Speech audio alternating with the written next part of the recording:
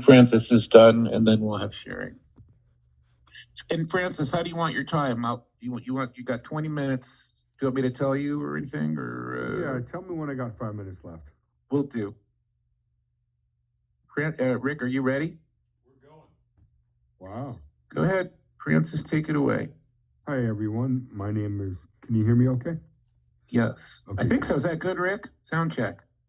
Good. I am Francis. I am a compulsive overeater, and I have been continuous abstinence for almost 7 months. I've lost 22 pounds since July. I didn't really think about what I wanted to say in this, and I find that might be better for me. A little bit of a drunkalog. I've been in OA for 25 years, and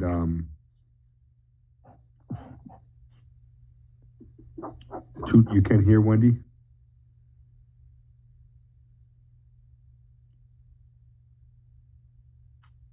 I can hear, but it's pretty low. Okay. Pretty quiet. Maybe it's my fault. I'll try and hit my volume up. Let me try one thing. Sorry, Rick. Gonna have to edit this.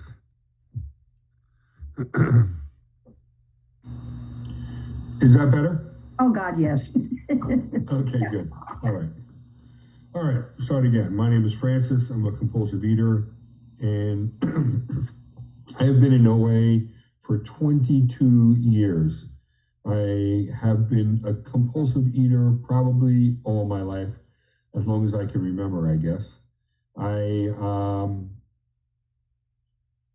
I've struggled with food my whole life. I've been on every diet that I can think of. I've been on, oh boy, you name it, I've been on it. Weight Watchers, Keto, Diet Center, modified, fasting, this newest one, Atkins, all the ones that we probably all done together in our lifetimes. Tried starving myself, that didn't last very long. I've always wanted to lose weight. I prayed to God to, help me lose weight. Nothing seemed to work. I owned my own business 20 years ago, still do. And there was a gal there who owned a sandwich store, and I would frequent her shop. And one day, probably was a while since I had been in there, I noticed she had lost a lot of weight, and I asked her how she did it. And she was kind of hesitant to tell me.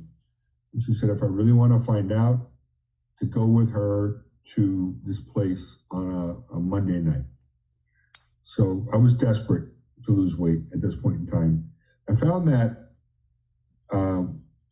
when I bought my own business and not worked for anybody else, I found that was like the opening for me to eat whatever I wanted, whenever I wanted. I mean, after all, I was the boss, and if I wanted to have as much pizza and sandwiches and ice cream and chocolate, I was the boss. I could do whatever the hell I wanted, and nobody could say anything about it, And I felt like that at that point in time, and I was in my 20s, maybe I was 26, a young man, a new business owner. I wasn't married, and man, I just went to hell with myself. And until that day when I walked into that shop, and which I had frequented a lot, and I said to her, how did you lose this weight? And she said, please come with me to this meeting, and you'll find out all about it. And I just figured it was some kind of weight loss scheme or something. But I was desperate, so I went with her, and she goes, I'm a really slow driver, so just follow me in my car. So I did, I followed her to this place, and it was a big kind of a gymnasium or something like that. And I'm a little hard of hearing, and at that point in time, I didn't wear hearing aids. It was a very large room with high ceilings, and the acoustics were terrible. And I really couldn't quite make out what everybody was saying, but I was so desperate to lose weight that at the end of it, she was like, what do you think? What do you think? And I said, well, it sounds good. You know, what do I got to do? Well, you need to get a sponsor. So, you know, get this guy. He's really good. So I went over to the guy and said, would you sponsor me? Again, not knowing what the hell it was, but I was willing. And that was the main thing, is that I was willing to do it, and I was willing to take direction from this guy. I bought a couple of books, a big book, the third edition back then, the 12 and 12 I bought, and maybe a daily reader. He told me to give him a call every day and tell me what I was going to eat the next day. And it was long before cell phones, so I either had to use a payphone or I had to use a home phone. He gave me a food plan with which to follow. And, you know, he said, just follow that food plan and tell me what you're going to eat. So I would call him up at night and say, what am I going to eat? Tell him I told him what I was going to eat. And he said, okay, good. And then the idea was to stick to that. And then he gave me a question that I had to answer. I wrote it down in my little book, you know, because I didn't have the questions, he did, you know. So I wrote down my questions, and I did, you know, 1 or 2 meetings a week. At that point in time, maybe I was only doing 1 meeting a week. It was on Monday nights. And I talked to my sponsor every day, and we did, you know, 30 questions, and then I found out that was steps 1, 2, and 3. We had a little step-up ceremony, and in 1 year's time, I lost 100 pounds, and I kept it off for 2 years. The food plan was strict. I guess what did they call it back then? Gray sheet, or it was HOW or something. And again, I just did whatever he said. And I had a lot of success with the program. I became a sponsor, and then I walked myself right out of the program. I achieved, you know, 100-pound weight loss. And I just decided that I wasn't compulsive, that I just needed a good food plan. And such was the road for 20 years. Since then, I had not had any sustained abstinence. And I never stopped coming to OA. I kept on coming no matter what, because I knew after I had walked myself out of there and I couldn't get abstinent again, I knew there was something wrong with me. I knew there was something wrong with the way I ate and the way I thought about food. And if anything bothered me, I went to food. Food was my first choice for anything. I remember in college, if I was studying for a test, I had to have food right there with me. If I was trying to build something, I had to have food with me. If I was building something, some kind of construction thing, I had to have food. Everything I needed to have food with me no matter what, from morning until night. And, for a very long time, I was pretty good at maintaining my heavy weight and not going over a certain point. But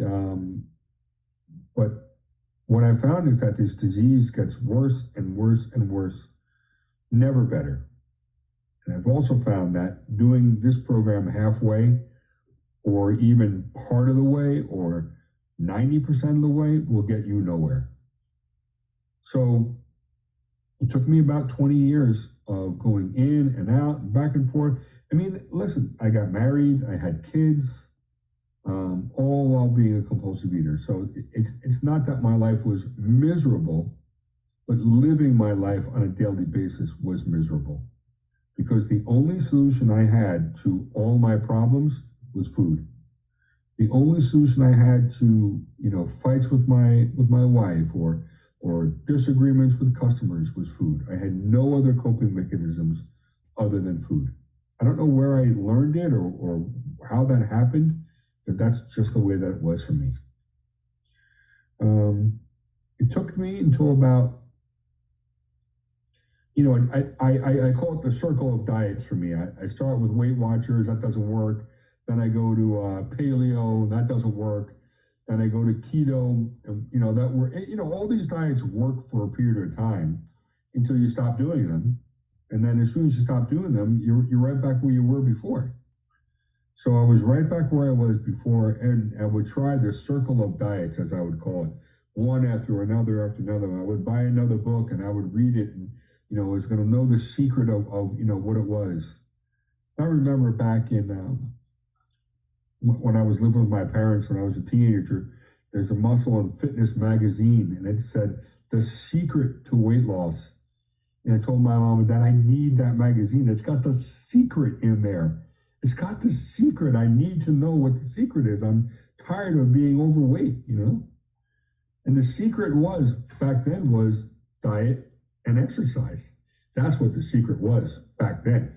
Not that big of a secret, right? But you know what, though? I never really liked exercise. I was never one of these guys who could get on a treadmill for 3 hours a day and burn off my calories. I've heard that in the OA rooms of people who ran and worked out, hours a day so they can eat whatever they want. I just never had the drive for that. Never had the, the gumption or the willpower, so to speak, for that. I never did. So about 20 years later, I was sick of all the diets. I was sick of trying, and I was at my wit's end. I thought about killing myself. I just couldn't take being overweight anymore. I couldn't stand it. And I couldn't stand, the way that I felt and the way that I looked. And I had picked out a place on the road where if I ever got enough nerve, I was going to drive off the road and into this area of trees that I thought that would kill me. For all my luck, I'd probably only get maimed or something like that, or maybe the airbag would save me or something like that. But I never did go through it, but I had the thought that there's no other way out for me because I'm just going to be fat forever. And society's changed from the 80s until now. There's bigger beds, there's bigger chairs. They make accommodations for overweight people because there are just so many of us in America that are overweight. But I wasn't just overweight, I was 100 pounds overweight. And that's a big distinction, and doctors told me all the bad things that were going to happen if I stayed that weight. And they were not wrong, I wear my knees out, I wear my arms out, if I get down on my knees, I need something like a counter to help me back up because my knees are shot, from carrying around all this extra weight. And, well, what did I do? I found, I somehow stumbled, through the pandemic, I was going to a lot of men's meetings. And that might have been the best, sir, there are some great things that came out of the pandemic. A lot of them are Zoom but I found, I was looking for a meeting one night and I was just searching, all different areas of the country to find a meeting. And I stumbled upon a recording for a certain way of doing the OA program. And I listened to the recording 3 times, and it was about an hour long. I listened to it on my deck outside the house, and then next I went to the beach. I listened to it then. I listened to it on the way home. And they kept giving, there was one guy in this meeting, and he kept giving his phone number. So I said, you know what do I got to lose? I give this guy a call. And we talked for about an hour, and I said to him, would you work on a sober eating plan with me? Like you were talking about in this podcast. And he said he'd be delighted to. And he became my sponsor. And we went through a sober plan of eating. And we say we don't eat no matter what. No matter what, we don't eat. So whenever problems arise, my first inclination is not to eat. And I always got to beat that into my brain and say that I do not eat no matter what. And at first I heard that before. I've heard that term before, and I was like, oh my God, like, how is that even possible, right? I don't eat no matter what, Just like I thought when people said I had 20 years of abstinence, I would scoff at that too. I was like, how is that even possible to have 20 years of abstinence? You know what? Now I know, and that I believe that is possible. Because I think you reach a point in in your eating careers, when you just have had enough of the merry-go-round of trying and failing and trying and failing. And there's a page in the big book where I think it's in the chapter 3 where it says, we are not like other people. We're like men who've lost their legs. They don't grow new ones. We are not like other people. This is a disease. It's not a thing about being bad or good. This is a disease just like any other. And you have to fully concede to the idea that that's what it is. And I remember my first sponsor told me that. I want you to look at this like a disease. And he said this back, in the early 90s to me, And that's exactly what it is. I'm not a bad person or a good person because I eat or I don't eat. It's a disease, and there are certain ways that we can arrest this disease, which is a spiritual and mental or emotional and a physical problem that we have. 5 minutes. Wow, that was fast. Shit. So I did my sober eating plan, and I learned that for me, everything starts with the plate. 1 plate of food, 3 times a day, 2 snacks, optional. And it was a certain amount of food. What a sober eating plan for me is that we figured out what my binge foods were, and I committed to never eating them. No matter what, I will never eat these foods, no matter what. These are the foods that when I eat them, I cannot stop eating them. That's how you know what a binge food is. When you have some, you maybe have some for a little bit, and then you realize, oh, that was so good, I want to have some more. And then you try that experiment again the next day, and the next day, and before long, you're eating them all the time. Eating foods like that my binge foods, when I eat them and I can't stop eating them, those are problem foods to me, and those are things that I have to avoid at all costs.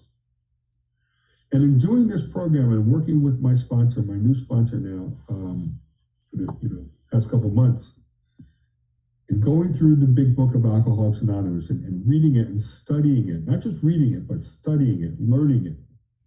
And by being in the program of OA and talking with fellows when I have an issue, my first inclination is not, I'm going to go eat something. My first inclination is, I'm going to go call someone.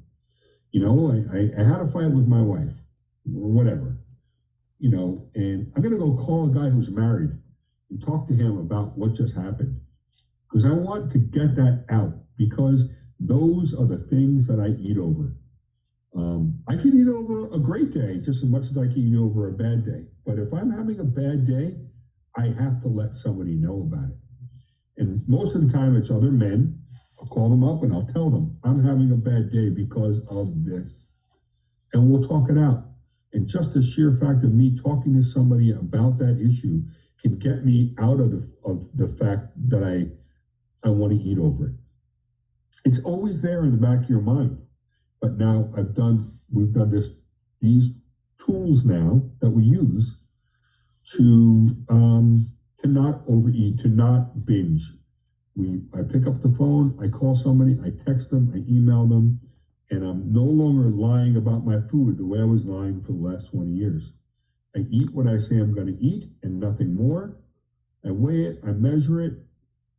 The food is tasty and delicious. I enjoy the foods that are on the list.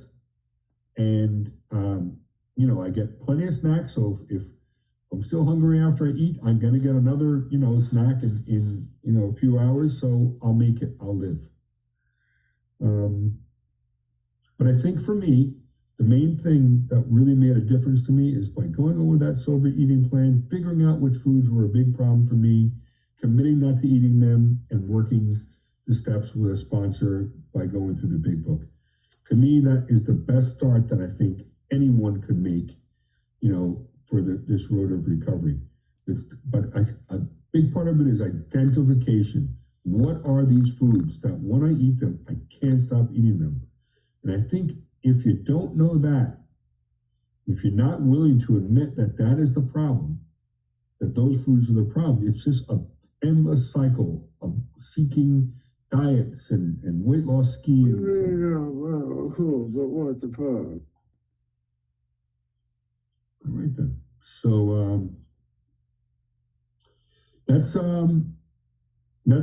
how, you know, I got this abstinence, and I call my sponsor once a week and we talk and we have conversations. But I've also developed, you know, a small army of friends or in program I call every day, and we talk about food and we talk about life and we talk about a lot of things and about program. And that really helps me on a daily basis to stay connected with the fellowship. And that's important because we're not doing this alone. We have to realize that we are not in this alone. We have other people who have the exact same experiences, maybe a little bit different, maybe not, but we're all still suffering from the same disease. With that, I'll pass. And thank you for letting me share tonight. Thank you, Francis. That was awesome. Sorry about that. I thought